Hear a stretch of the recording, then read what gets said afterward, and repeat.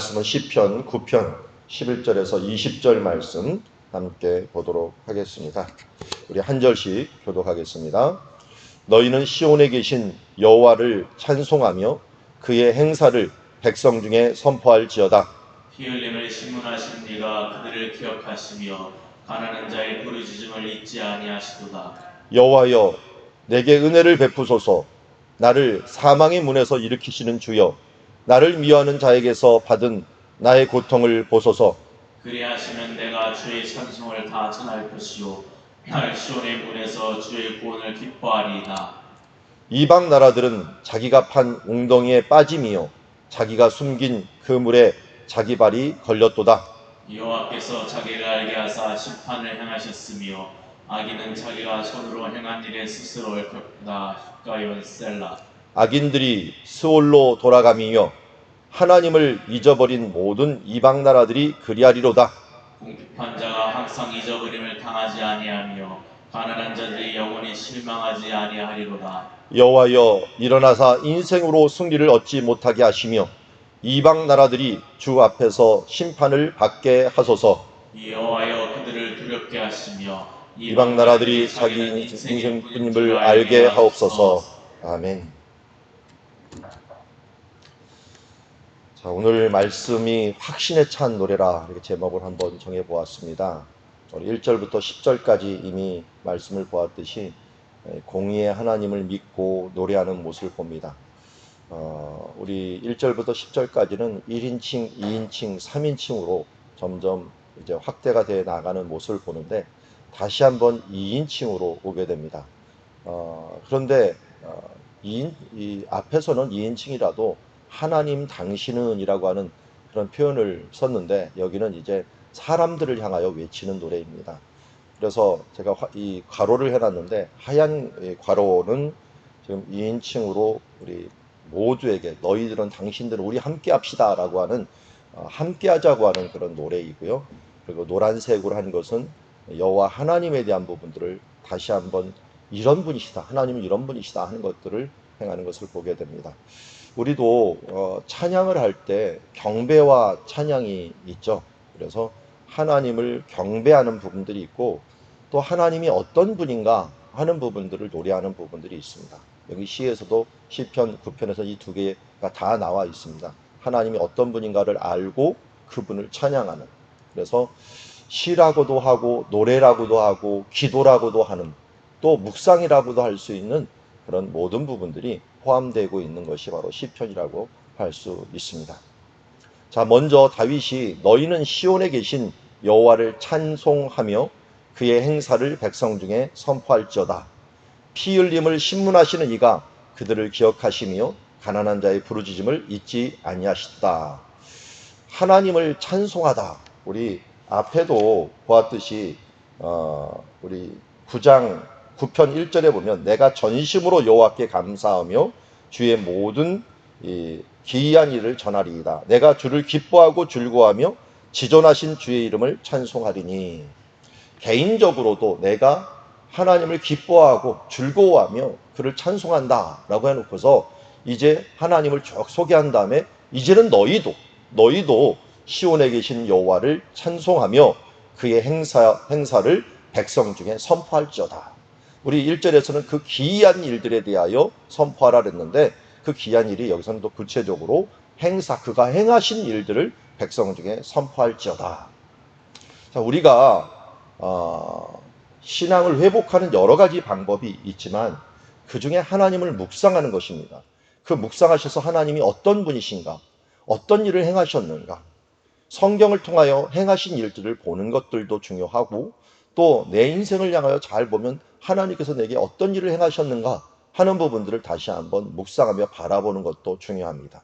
그러면서 그분을 기억하고 그분을 찬양하는데 특별히 자기의 인생 가운데 다윗을 보니까 어때요? 피 흘림을 신문하는 이가 그들을 기억하시며 가난한 자의 부르짖음을 잊지 아니하시는도다 라고 하면서 오늘도 다윗이 그 과거의 삶, 지금 너희는 시온에 계신 여호와를 찬송하라고 한다는 것은 다윗이 왕이 된 뒤에 분명히 이 노래를 부른 거예요. 시온에 오기 전까지는 그는 방황자의 생활을 살았고 시온에 와서야, 시온이라는 건 예루살렘을 가리키는 거거든요. 예루살렘에 도착을 해서 왕이 된 뒤에 부른 노래이기 때문에 그런 이미 많은 경험을 하고 10년 이상을 도망자의 삶들을 살아갔고, 그리고 헤브론, 그리고 이 예루살렘에 와서 많은 전쟁을 겪고 난 다음에 아마 이 노래를 불렀을 것입니다. 그러다 보니까 하나님께서 행하신 일들이 자기 인생에 너무 많은 겁니다. 그럼 우리가 환란이 많고 어려움이 많다는 것은 간증이 많아진다는 것입니다. 물론 지혜로운 사람들은 평안할 때 여호와를 찾지만 극적인 장면에서 하나님을 만나는 것들은 더 큰 하나님 앞에 간증이 되고 위로가 되고 힘이 되는 것을 보게 됩니다.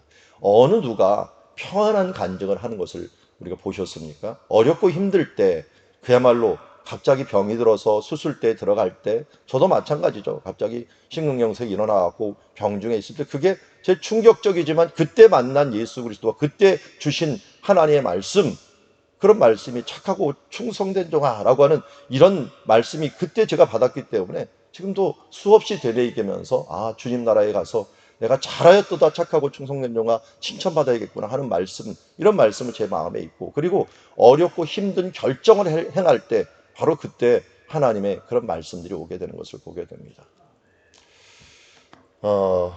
우리 교회에서 우리 서집사님, 서태절 집사님이 지금 광주 사고 현장의 책임자로 가셨는데, 지난주에도 제가 만나갖고 잠시 이야기를 했었는데, 이제 마지막 현장입니다.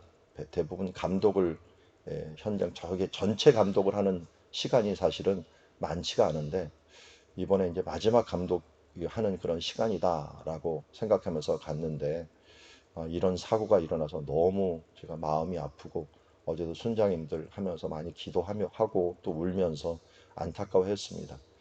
너무 조용하고 너무 좀 온유하신 분이기에 이걸 어떻게 헤쳐나갈까 하는 그런 생각을 가지게 됩니다. 근데 오늘 말씀을 보니까 어제도 제가 메시지를 넣으면서 임마누엘 주님이 함께 하십니다라고 했는데,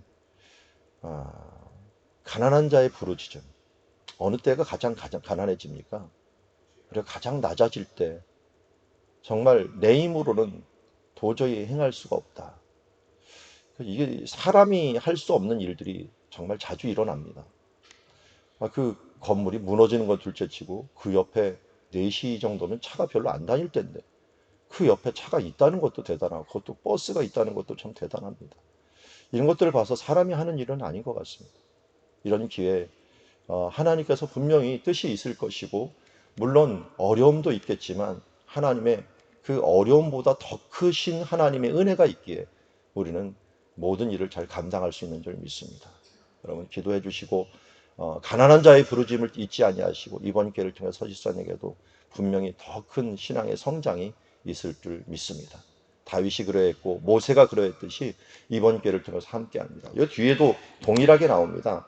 이 18절에 보니까 궁핍한 자, 가난한 자, 이런 말씀을 나오는 걸 보면요, 우리 하나님 앞에서 이 궁핍함과 가난함이 어떻게 보면 절대적으로 주님을 찾게 되는 그런 계기가 된다는 것을 알고, 오늘 이것을 다른 사람의 일이 아니라 우리 같은 지체된 몸이 함께 고생한다라고 하는 생각을 가지고 기도하면서 나가기를 원하고, 또 이것을 통해서 우리 또한 하나님 앞에서 성장하는 계기가 되었으면 좋겠습니다. 자, 13절부터는 또다시 하나님을 묵상합니다. 여호와 하나님께서 과연 어떤 분인가를 알게 되니까, 여호와여 내게 은혜를 베푸소서, 나를 사망의 문에서 일으키시는 주여, 나를 미워하는 자에게 받는 나의 고통을 보소서. 그리하시면 내가 주의 찬송을 다 전할 것이요 딸 시온의 문에서 그의 구원을 기뻐하리이다. 이를 당하여 보면 정말 내 힘으로 될 수 없다는 것들은 누구나 잘 압니다.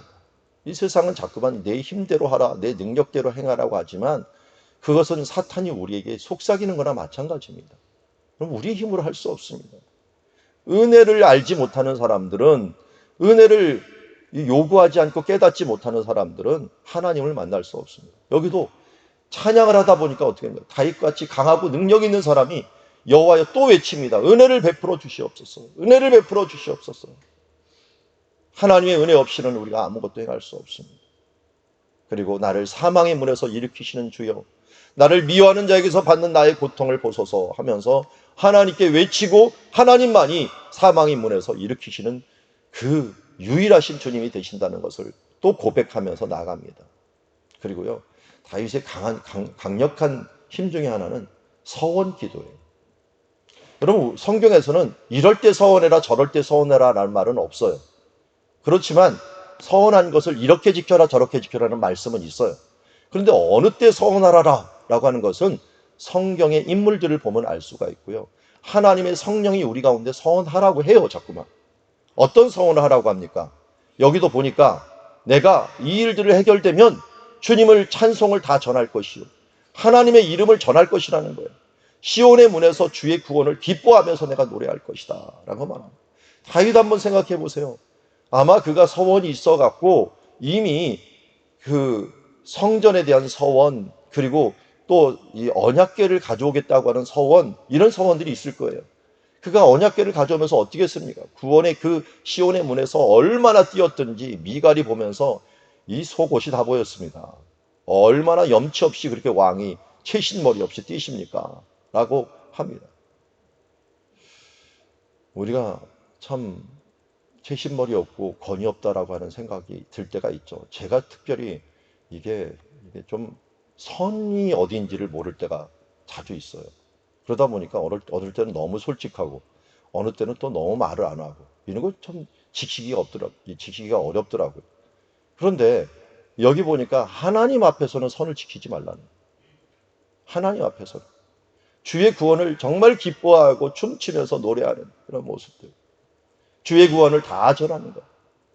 그래서 우리 교회는 성령 강림절 마지막 기도회 때 좀 이런 선들을 좀 파괴하고 모두 나와서 노래하자 그러는데 다들 춤을 너무 잘 추대요. 저만 못 추는 것 같아.